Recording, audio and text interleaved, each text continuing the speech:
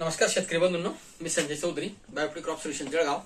आपला मित्र, आपला सहकारी बायोफिड एकात्मिक कापूस उत्पादन तंत्र यामध्ये आपण आज एक भाग निवडला आहे. कापसाचे फवारणीत विद्राव्य, ज्याला आपण वॉटर सोल्युबल खताचं महत्व काय, तो एक भाग आपण करतोय. कारण बऱ्याच शेतकऱ्यांचं एक पद्धत आहे की फवारणीमध्ये आपण वॉटर सोल्युबल खतं टाकतो, पण ती पिकाच्या अवस्थेनुसार पिकाला कुठल्या अन्नद्रव्याची कुठल्या परिस्थितीमध्ये कुठल्या वेळेला गरज आहे त्याचं महत्व जाणून जर आपण त्याचा वापर केला तर त्याचे चांगले परिणाम आपल्याला मिळतात. चांगले परिणाम पर्यंत आपल्याला त्याचा आउटपुट जास्त मिळतो किंवा चांगल्या पद्धतीने आपल्या पिकाची गुणवत्ता वाढते. त्याच्याकरता कुठली अन्नद्रव्य कुठल्या स्टेजेसमध्ये दिली गेली पाहिजे याचं महत्व आहे. पण माझ्या निदर्शनात असं आलेलं आहे की जवळजवळ सर्वांचं लाडकं वॉटर सोल्युबल खत जर असेल तर 319 हा शेतकरी सर्वसाधारणपणे पहिल्या फवारण्यापासून तर शेवटच्या फवारणीपर्यंत 319च वापरतो. तसं करू नका. 319 हा बॅलन्स न्यूट्रिशन आहे, ज्याला संपूर्ण खत म्हटलं जातं. NPKचं बॅलन्स आहे.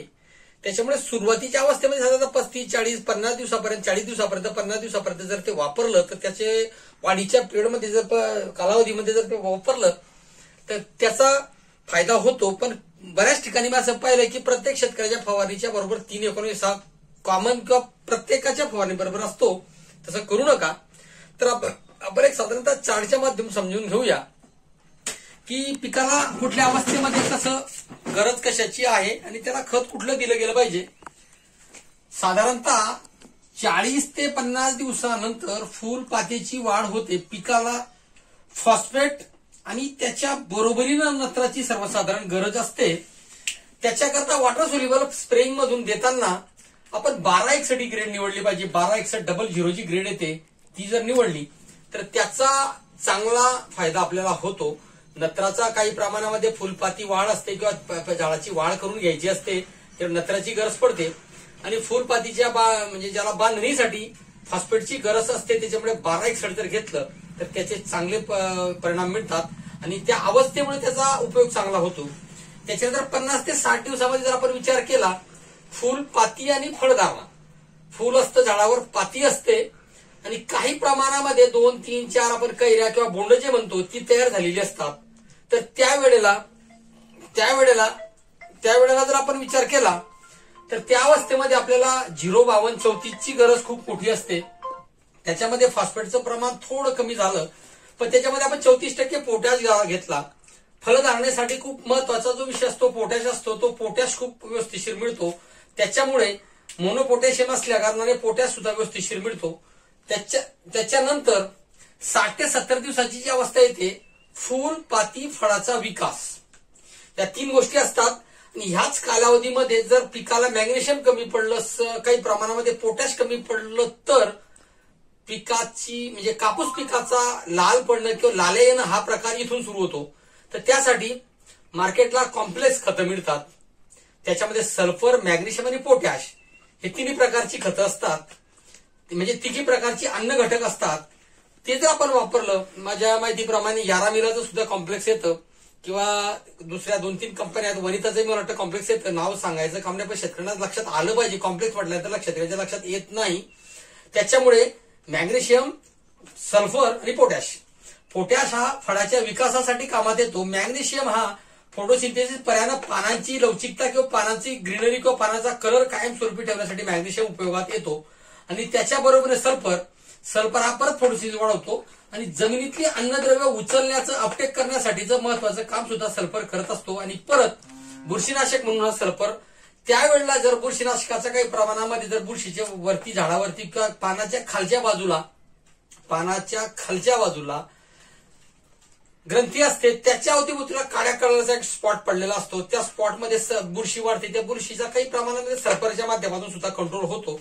त्यासाठी सल्फर, मॅग्नेशियम आणि पोटॅश युक्त असलेलं कॉम्प्लेक्स खत मार्केटला मिळतं. 4-5 कामाची नावं मी तुम्हाला सांगितली, त्याप्रमाणे ते वापरा.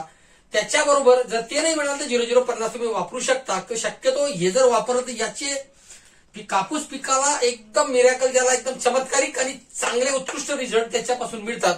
त्याच्याकरता शक्यतो कॉम्प्लेक्स खत तुम्ही वापरा. त्याच्यानंतर 70 ते 80 दिवसाचा जो पिरियड येतो फळाचा विकास, फळाचं वजन, फळाची पक्वता या तिन्ही गोष्टीचा बॅलन्स साधण्यासाठी 0050 ते मिळतं. 0050 जर तुम्ही त्या पिरियडमध्ये जर फवारणीमधून घेतलं तर तुमच्या बोंडाचं वजन वाढेल, तुमच्या फळाचं म्हणजे बोंडाचा विकास होईल. नंतर मधली जी म्हणजे बी जी असते कापसाची बी, त्या बीचं वजन किंवा त्याला आपण ठासून भरलं किंवा वजन वाढवण्याच्या दृष्टीने जे कामाचं असेल तो 0050 करतो. त्यामुळे या अशा पद्धतीने जर आपण शेड्यूल वापरलं तर आपल्याला वॉटर सोल्युबल खतं ही फवारणीतून दिली तर योग्य होतात. परत माझ्या काही शेतकरी बांधवांचा एक प्रश्न असेल की कम्प्लिटली हे फक्त जी वॉटर सोल्युबल जी खतं दिलेली आहेत हे पिकाचं पूर्ण अन्न नाही. हे पिकाचं आकस्मिक गरज भागवण्यासाठी किंवा ज्याला आपण माणसाच्या भाषेत म्हणायला गेलो तर सलईच्या माध्यमातून ज्या वेळेला पीक जमिनीतून अन्नद्रव्य घेण्याच्या अवस्थेत राहत नाही त्यावेळेला ही वरून दिलेली खतं त्या पिकासाठी अमृतासारखे काम करतात. उदाहरणार्थ जास्त पाणी असलं तर मुळं जमिनीतून अन्न शोषण करू शकत नाही. त्यामुळे आपण जर त्याच्या स्प्रेच्या माध्यमातून अवस्थाप्रमाणे खतं पुरवली तर त्यावेळची ती तात्पुरची किंवा ती गरज त्याची भागते. त्याच्यामुळे झाडाच्या गुणवत्तेमध्ये फरक पडतो किंवा झाडाच्या गुणवत्तेमध्ये फरक पडतो किंवा आपल्या उत्पादनामध्ये फरक पडतो.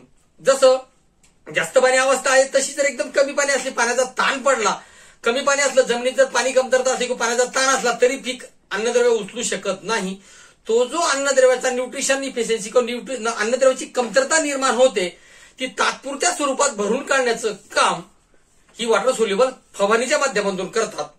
मुख्य अन्नद्रव्य आपल्याला जमिनीतूनच द्यावायची आहेत, पण आकस्मिक परिस्थिती आणि झाडाला एक प्रकारचं रिचार्ज करणे किंवा ऍडिशनल किंवा अतिरिक्त अन्नद्रव्य पुरवठा करण्यासाठी याचा वापर करावायचा आहे. राहिला 3-19चा विषय. 3-19 आपण प्रत्येक वेळेला वापरतो, 40 दिवसापर्यंत वापरलं गेलं पाहिजे त्या पद्धतीने. आता राहिला यांचा विषय की किती वापरायचं. साधारणतः 15 लिटर पंपासाठी 75 ते 100 ग्रॅम आपण ही खतं वापरू शकता. 15 लिटर पंपासाठी 75 ते 100 ग्रॅम वॉटर सोल्युबल खतं वापरली गेली पाहिजे. आता शेवटचा विषय, चांगली खतं कशी ओळखायची.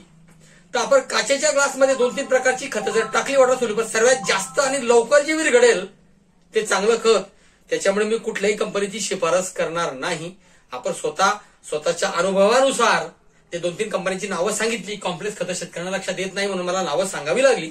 आपण आपल्या अनुभवानुसार चांगली खतं मार्केटमधून निवडा आणि या ग्रेड निवडा आणि आपल्या या कापसाच्या पिकाच्या अवस्थेप्रमाणे फवारणी करा. अशाच प्रकारचे छोटे बदल, महत्वाचे पॉइंट जर आपण लक्षात घेतले तर कापूस उत्पादनामध्ये चांगल्या प्रकारचं उत्पादन येण्यास आपल्याला मदत होईल. अशाच प्रकारचे महत्वपूर्ण व्हिडिओ पाहण्यासाठी Sanjay Chaudhary YouTube channel subscribe जरूर करा आणि हा व्हिडिओ कापूस उत्पादक शेतकऱ्यांपर्यंत पोहोचला पाहिजे याला शेअर जरूर करा. धन्यवाद. मी संजय चौधरी.